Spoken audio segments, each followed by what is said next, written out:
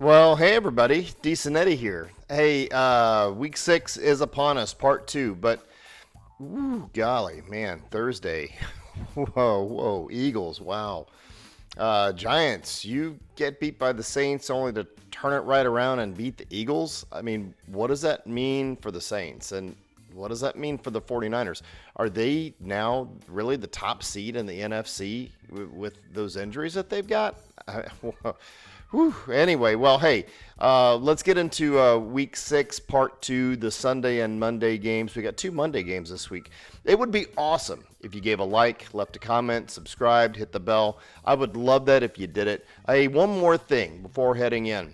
Even though I've been doing this for about 20 years, never take what I say or what anyone else doing this says on faith alone.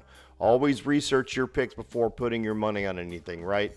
Hey, at least read an injury report on the day of the game, okay? All right, hey, let's get into the Week 6 games. First up, we've got Broncos versus Jets over in the UK in an early morning game. Broncos get a decent Eddie confident pick on the money line with a 21.9 differential in the Eddie scores between these two teams. The market gives the Broncos an 80% win probability. Denver is 3-2, playing disciplined, and the Jets are 0-5 and are a broken record. They move the ball, but they can't seem to score. You got Breece Hall has 0 rushing touchdowns through 5 games because their red zone execution is just awful.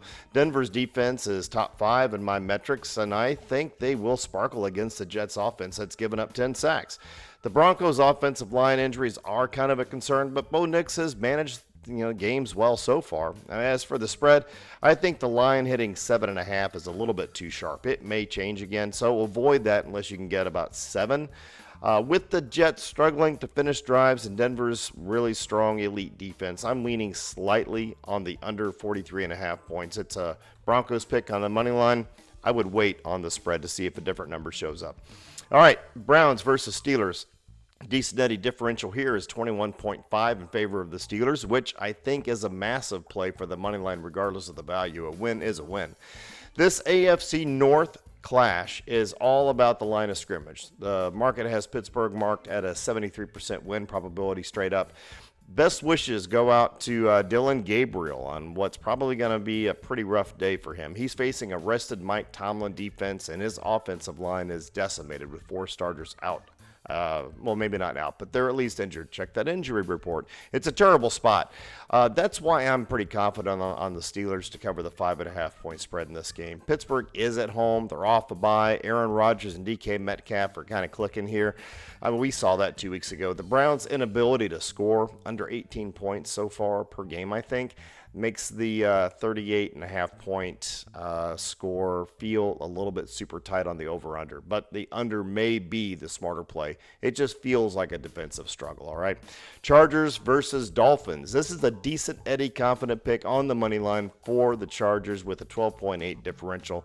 The market gives the Chargers a 66% chance to win this game head-to-head. Tyreek Hill, who's out for the year, fundamentally changes Miami's offense in his absence, forcing them into a shorter, less explosive game. They were kind of rough anyway. The Chargers are 4.5 point favorites, and you probably want to back Justin Herbert against a depleted Dolphins roster, right? Miami's run defense is atrocious, giving up 174 yards a game. Yes, the Chargers are down a running back, but that Dolphins defense is ripe for the picking, which is why Chargers at 4.5 against the spread kind of feels right. The 43.5 point over-under, I mean, you kind of wonder what Miami can contribute to the score, and the betting world seems to be bullish on the under, and so am I. Patriots versus Saints. This is a decent Eddie confident moneyline pick for New England, but keep in mind the 11.9 differential was bordering on suboptimal. This is kind of a wild game between the Patriots, who just beat the Bills, and Saints, who just beat the Giants, who then just beat the Eagles. Who knows what's going to happen? The market has the Patriots as 66% implied win probability head-to-head. But Drake May is playing mistake-free football, and the Saints are a disappointing 1-4. May and Stephon Diggs are finding a rhythm. Patriots defense, especially their healthy secondary, should limit the Saints' conservative short pass offense. The Patriots at 3.5 against the spread feels like a clean pick. considering the Saints' injured offensive line is facing one of the best run defenses in the league. For the over-under 45.5, the number feels a bit inflated, and it may not stay there. I look at the under if it does stay there. Seahawks versus Jaguars. This is a danger moneyline pick on Jacksonville with only a 3.7 differential between these two teams. The market has given the Jags a 54% implied win probability head-to-head, so they kind of feel the danger too over there in Vegas. The key here is the market. The line has flipped to Jacksonville, 1.5, from Seattle, 1.5 on some boards. That sharp action respects Sam Darnold's amazing 73% completion rate and Seattle's incredible road win streak, despite the brutal cross-country trip. Darnold and his guys are electric, and with Jacksonville's defense allowing over 250 yards passing, Seahawks do have the ability to win this straight up. But it is a cross-country trip in their minds. This game starts at 10 in the morning to them, right? They're coming from Seattle, different time zones. Given the danger, I say the money line is a no play on this game. The over-under at 47.5 feels high, and the betting public seems to agree too. So I'm leaning on the under for now. I don't like the spread on this game. That's a narrow spread, but I lean towards the Seahawks at 1.5 against the spread here. You know, pick your poison, guys. Cardinals versus Colts. This is a decent Eddie confident pick on the Colts money line with a 16-point differential between these two teams. Eddie scores. The market agrees. They're giving the Colts a 77% win probability here. We've got a mismatch in the trenches. Daniel Jones and the Colts offense are doing their jobs. Jones has been sacked only 4 times all year. The Cardinals O-line is a disaster, missing 4 starters, and Kyler Murray has been sacked 16 times already, and we've seen a number of missed opportunities against lesser teams than the Colts. I think you take the Colts to cover the 6.5-point spread, the 47.5 over-under. I think you look at taking the over here, and I think you take the Colts on the money line, all right? Rams versus Ravens. This is a decent Eddie confident moneyline pick for the Rams with an 11.4 differential. The market has the Rams as 7.5-point favorites and are giving them a 79% chance to win this head-to-head.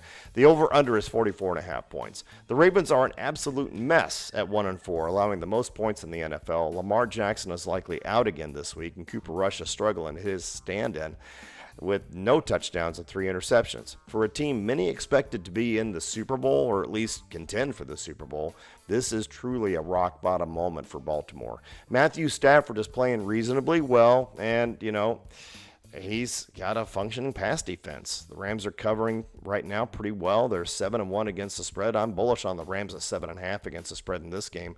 The total dropped from 48.5 to 44.5. I think you take the new over of 44.5.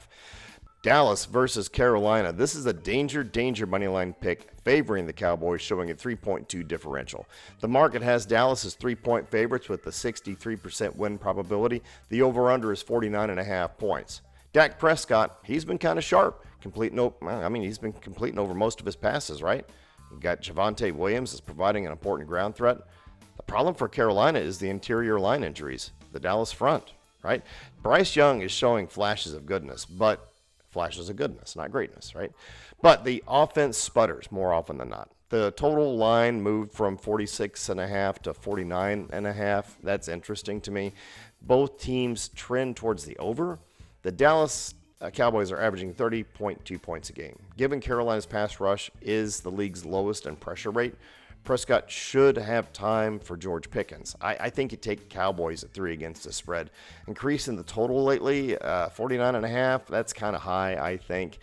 I still want to lean on the over, though, as crazy as that sounds. My over-unders have been garbage this year, so take that for what it is. Do your own research. This is a danger money line pick for me. That's a no play. All right. Titans versus Raiders. This is a danger money line pick favoring the Raiders with a 1.1 differential. The market has the Raiders as 4.5-point favorites with a 68% market win probability for them on this game. The over-under dropped to 41.5 points recently. This is a battle of 2 1-4 teams, and honestly, a 1.1 differential on my data is too close for comfort on the favorite, so this is a no play on the money line for me. Cam Ward and the Titans offense are kind of messy. 19 sacks, line injuries at Tennessee against a guy like Max Crosby. I mean, that looks like it could be a nightmare. While the Titans' run defense is in the basement, giving up the most rushing touchdowns, the Raiders' Geno Smith is an interception dispenser. I mean, he just throws them away. 9 picks on the year. And if there is a run game in Vegas, it hasn't developed yet.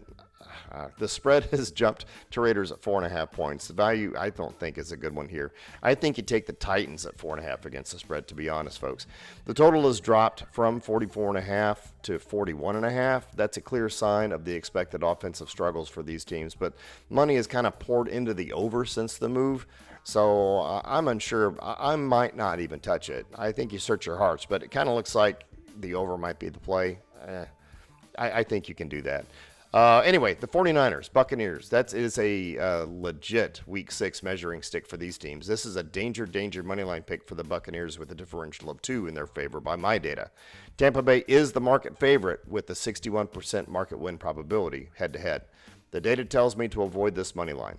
Now, for the spread and total, the line has moved from Tampa 1.5 to Tampa at 3-point favorites. That signals the sharp money is on Baker Mayfield's offense.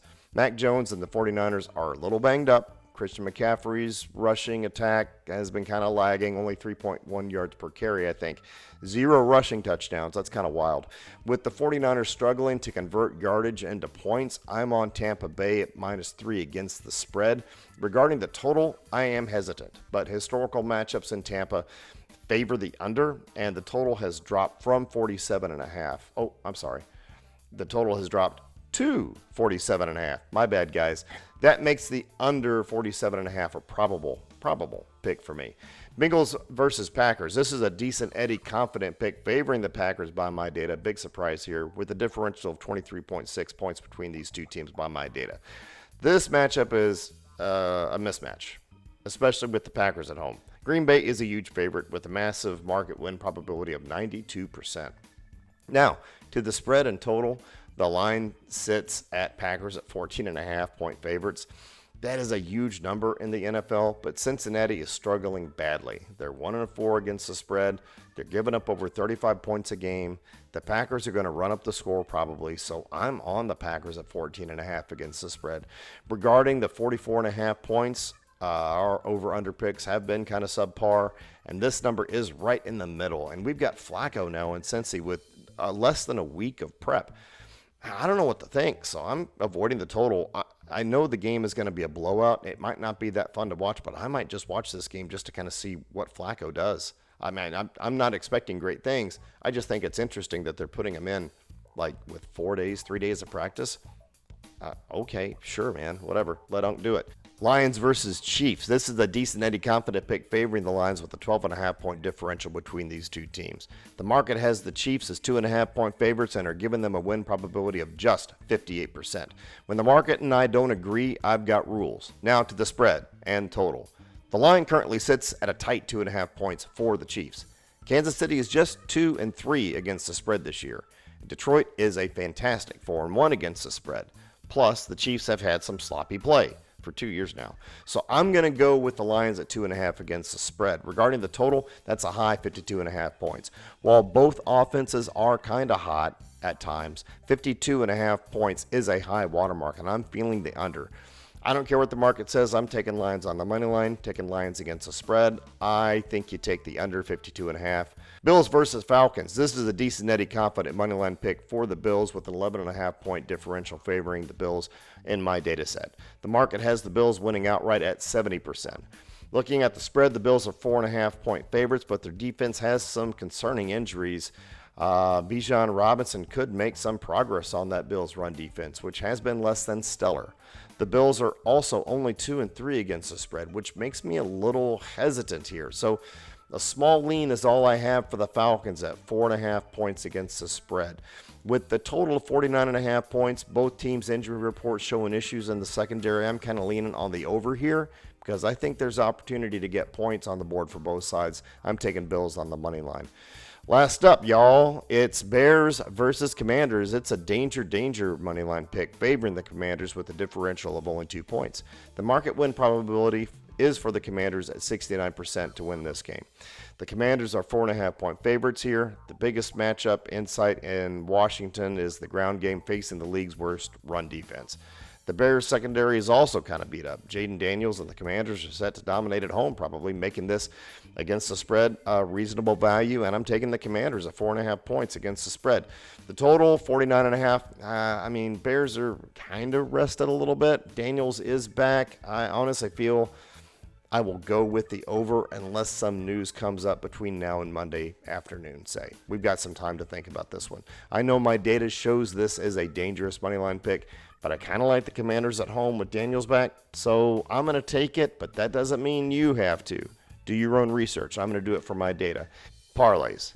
Using the market's numbers, if you stick DK Metcalf getting 30-plus yards receiving, Tua passing 175-plus yards, Bo Nix passing 175-plus yards, your win probability by the market data is around 53.5 points. Or if you stick Troy Franklin getting 20-plus yards receiving, Hassan Haskins getting 20-plus yards rushing, and Rashid Shaheed with 25-plus yards receiving, your win probability is about 54%. Or you could mix and match. Do whatever. I will always endorse a 3-leg parlay with odds between -400 to -450. If you do that, your odds are going to stay at or above 51%, which is what we want. Regardless of what you choose, I never recommend more than a 3-leg parlay due to the risks of combined probabilities. Remember, do not spend more than 10% of your bankroll in total across all your wagers in a day. Never chase losses. And if you need help with a gambling problem, check out my channel's description. All right, thanks for watching, guys. Hey, if you found this helpful, hit like, subscribe, tap the bell to get my picks early enough to do your own research. That's really important, all right? Follow me at Decent Eddie Picks on Instagram, Facebook, Decent Eddie Picks. You can find me on X with PIX for picks at the end of mine. You can find me on TikTok. I'll post updated team grades there. Just did that, I think, yesterday or the day before.